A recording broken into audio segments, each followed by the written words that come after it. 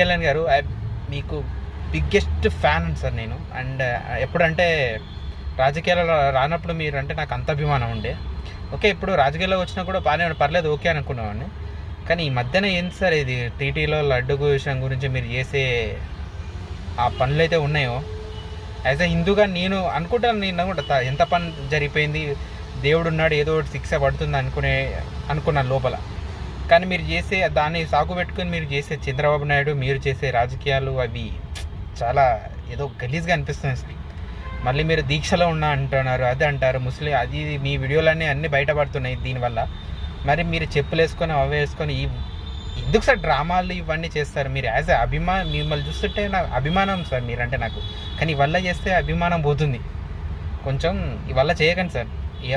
ఆ లడ్డులో ఆ విషయాలు ఉంటే కేసు అవి సిబిఐకి దానికి ఎంక్వైరీ చేయండి, బయట పెట్టండి. ఎందుకు చేయట్లేదు ఇవన్నీ? మీరు దీక్షలు